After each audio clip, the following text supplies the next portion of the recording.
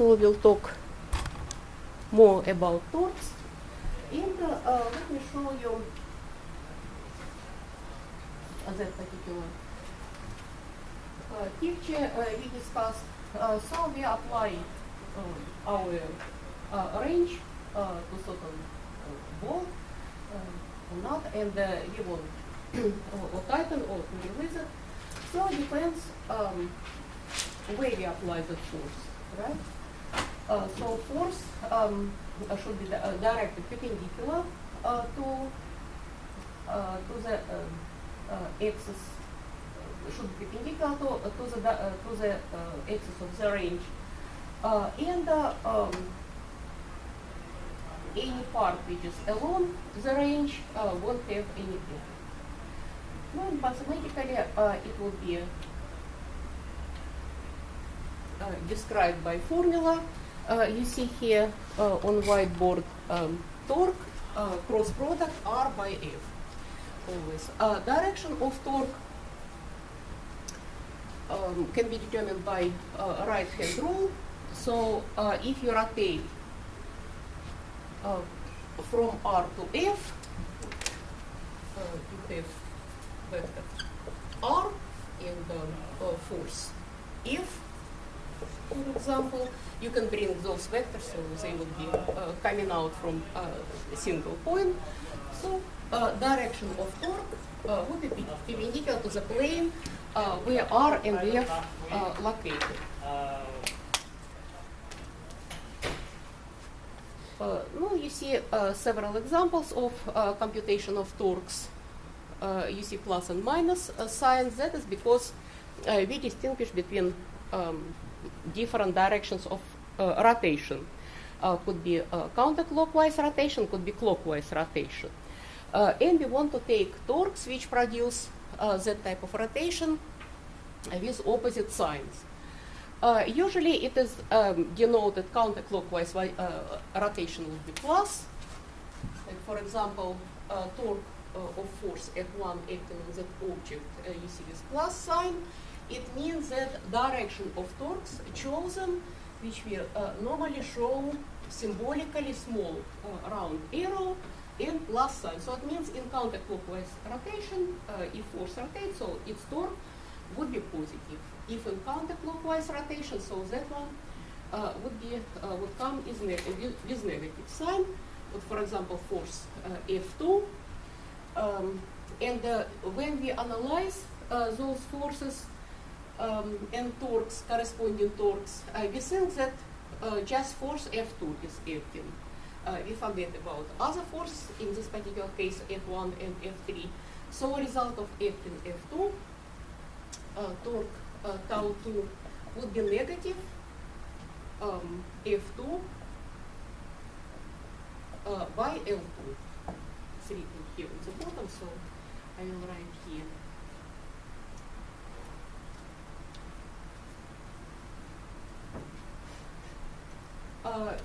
It is useful when you compute torques to talk about so-called lever arm. You see here torque or moment arm, but usually it is called lever arm.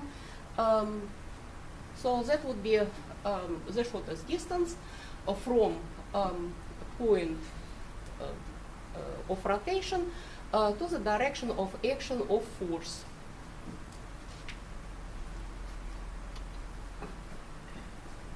So as was said, torque is vector. Direction is determined by right-hand rule.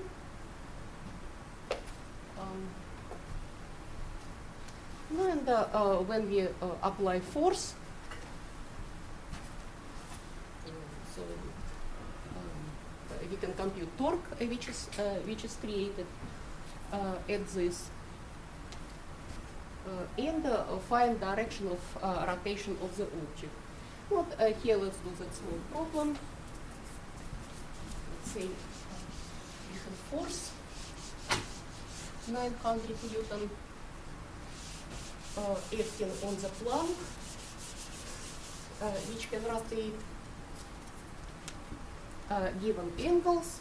So we have here the following. Force acting would be weight, 900 newtons. Distance that from foot till the axis of rotation, 0.8 meters. And the given angle over here, initial position of that plank, actually it is a range, also kind of large range, is 19 degrees. So let's compute torque, which is applied here. As was given in definition of torque, it is cross product R by A. Magnitude of result of cross product can be represented like a product of vectors themselves, I mean their lengths, and by sine of angle between them. So by sine phi. Now that it is important here to understand where would be that angle phi. So first of all, we want to show position vector which shows point where that force is applied. So that would be our R.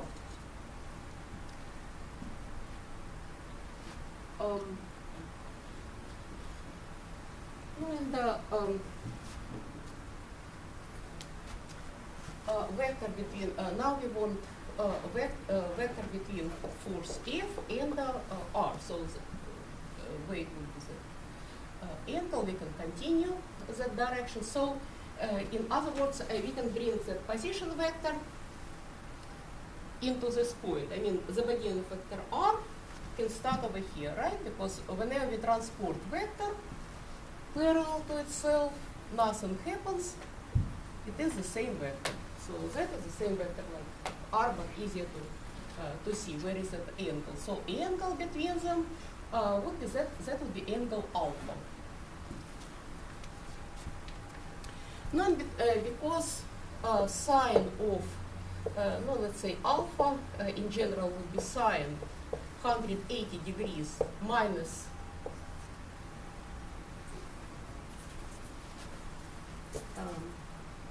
sine phi. Let's show that because alpha we denoted this one, so phi. That is known from trigonometry. So we can take that angle instead of that. No, why? Because that would be acute angle, easier to compute. So that would be angle theta, for example. Now we can evaluate that theta would be 71 degrees, given alpha 19 degrees, 90 minus 19, 71 degrees. So then torque can be computed like F by R by sine of that angle theta, just because sine of that one would be equal sine of theta. And after substitution, you'll find would be 680 newtons per meter. You see here units Newton per meter, and you might think that we can use joules because technically speaking it is joule. But agreement is that, and custom I would say, is that units of torque we always denote Newton per meter. So units of torque, it would be Newton per meter. You don't say joules. Joules, it is only for work energy, as was mentioned before.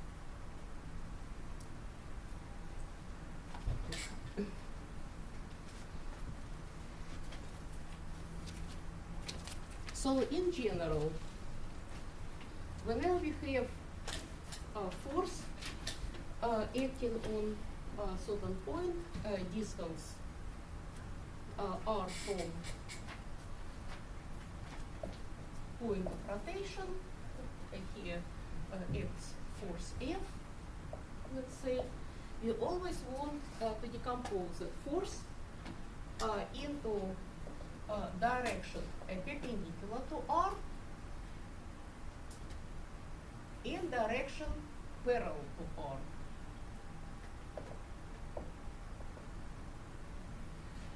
Why we want to do that? Because that part is important, that is not. You might think about analogy with work. We always wanted component of force which acts in the direction of motion of the object. Only that part would input into work. Same thing here, but here effective input would be due to perpendicular component of the force. So F perpendicular important and F parallel is not, does not give any difference. Mathematically speaking, if you take a product R by that F parallel, so let's say that component of the torque. So what we have R multiplied by F parallel, and that would be a situation when we have product R by unit vector in R direction by magnitude of that force. If you multiply in vector manner two same vectors or vectors of the same direction, so it means that angle between them 0, alpha equals 0 between those two vectors. The result will be 0 because sine 0 is 0. So that part, parallel part, does not give any input to F perpendicular would give maximum value of torque because sine of 90 degrees is 1. So sine gets its maximum value. Same situation here. So force is acting, not for example here, would be better to show, a force acting downward. We want to decompose on part perpendicular to position vector R. So that would be our F perpendicular. And that part acts along R in opposite direction, 180 degrees also will give sine 0.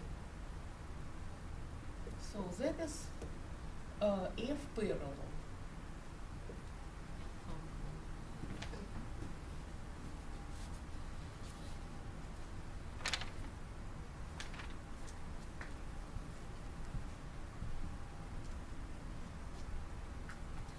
Thus, magnitude of the torque would be determined if you write in the form R by F by sine of angle between R and F, angle between them. So all we need to take forces acting, that is line of force, and let me show so-called, that is R perpendicular. So the shortest distance between direction of action of force, line of action of force, and the axis of rotation. So if you take R and sine of that angle, so you'll get R perpendicular by F.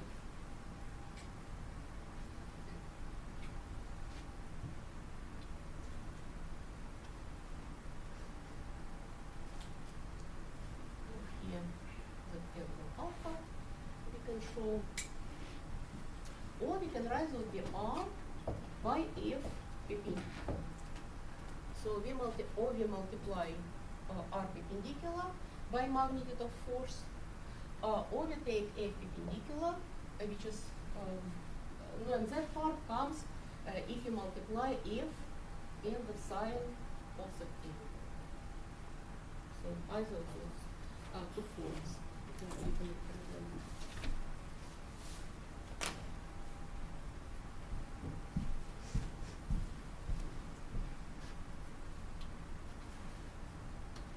These formulas are important when you want to determine conditions of equilibrium of object which can perform a rotational motion. Because one condition we know already should be total force acting on the object equals 0. But if object can rotate, then should be added another condition: sum of all torques should be equal 0. Now, and we can compute net torque, like for this particular case, we need to evaluate torque of each force. If the torque equals 0, that object won't rotate. So in the same way, like sum of all forces acting on object equals MA. You can write sum of all torques acting on sum of all forces acting on the object which can rotate should satisfy condition sum of all torques should be equal 0. Only then it won't rotate. If there is any unbalanced torque, then object would rotate with angular acceleration alpha.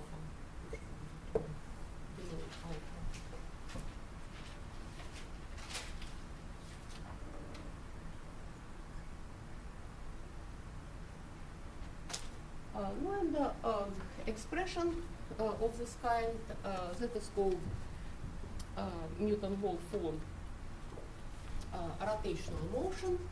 So let's see how we can derive that expression. Let's see. Corresponding picture.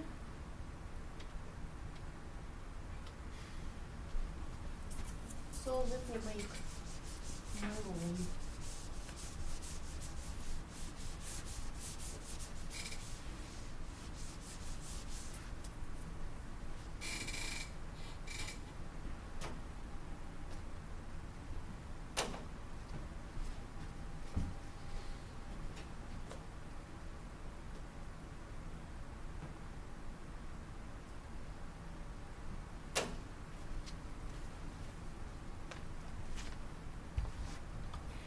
Let's say we have object which can rotate about certain axis. Usually we take about OZ, so it can rotate like that. And we'll analyze certain point on that object with mass M1, let's say. No, it would be other points M2, M3, and so forth, MM. To determine its and describe its rotational motion, we would need to think about a force which is acting on that particular point. That force which is acting can be decomposed into tangential part and so a part which acts in tangential direction to the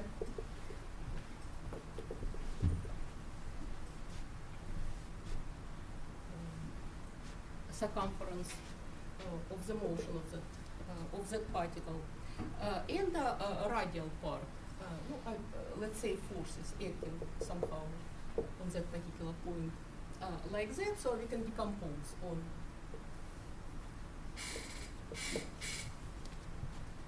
F1, and let's show here 1 because particle with mass M1 tangential and radial component. So that will be F1 radial. And let's show position vector of that particular point R, as usually.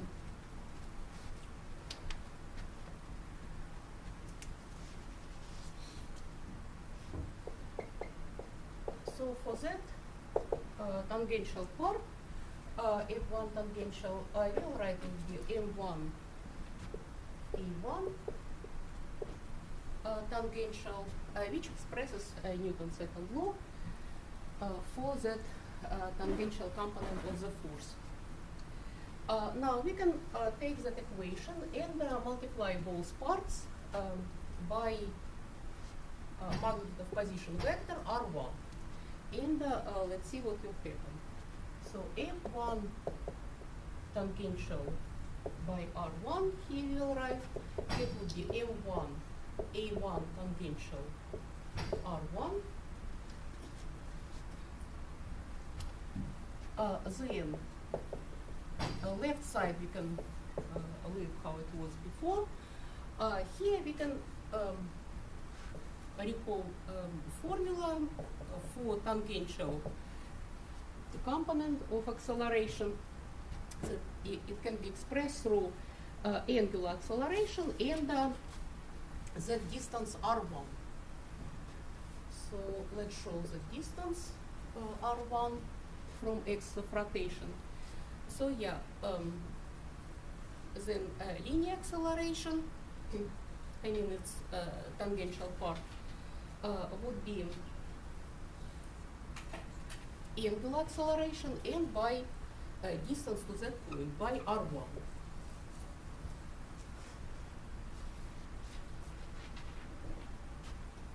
Now we can substitute into that expression.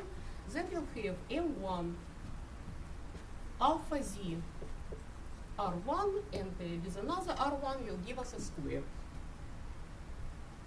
We remember before that, that product, mass of the particle by radius of rotation in a square, it is moment of inertia of that particle. So that would be I1, M1, R1 squared. Thus we have F1 tangential by R1 would be equal I1 moment of inertia multiplied by alpha z.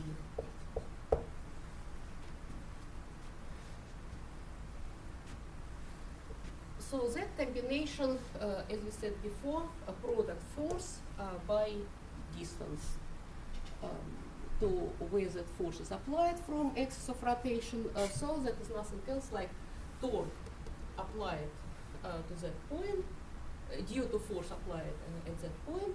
So that would be tau 1 z. So we have that tau 1 z, it is I1 alpha z.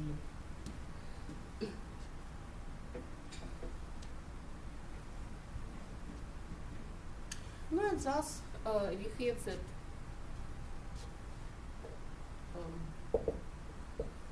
tau 1z would be equal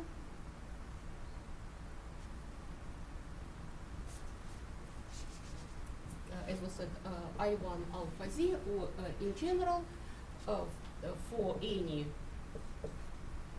particle with number n, tau n z can be expressed like I n alpha z.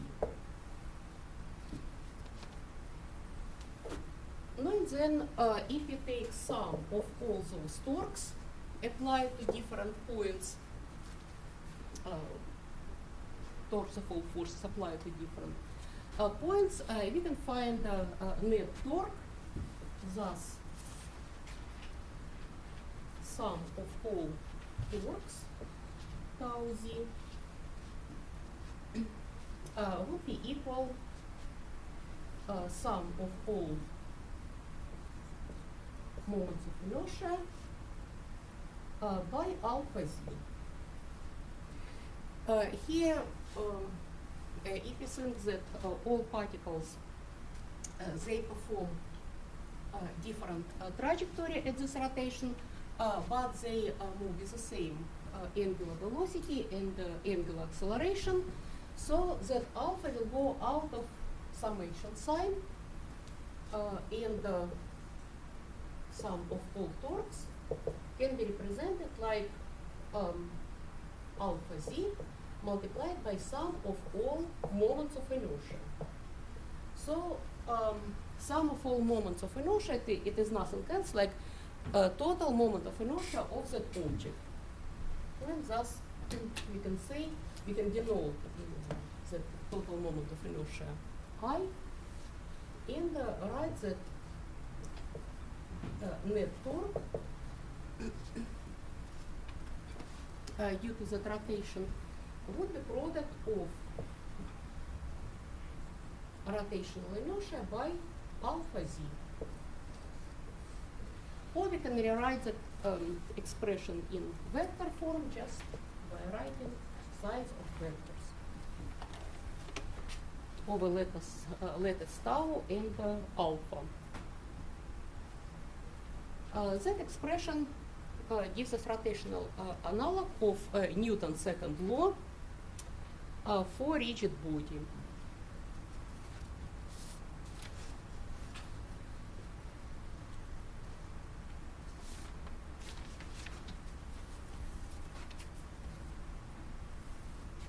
So for again for linear motion, we would write sum of all forces acting on the object would be equal m by a. For rotational, analog of that would be this one, this formula.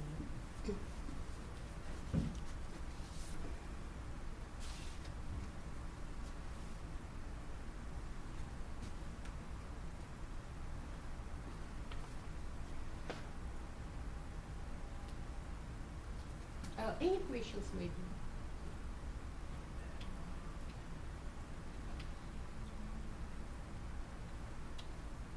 Now let's do one problem involving that formula. So let's say we have cylinder which can rotate, and attached to that cylinder would be block which is moving downward due to its weight. So we want to find what would be acceleration of the block, linear acceleration, and also let's find the tension in the roll. So probably that we can leave for right now. Let me switch on our screen so you can see the problem.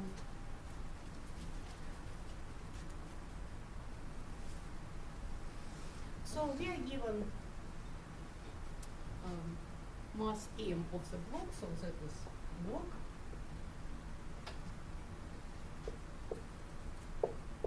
Mass of the cylinder, so that is cylinder.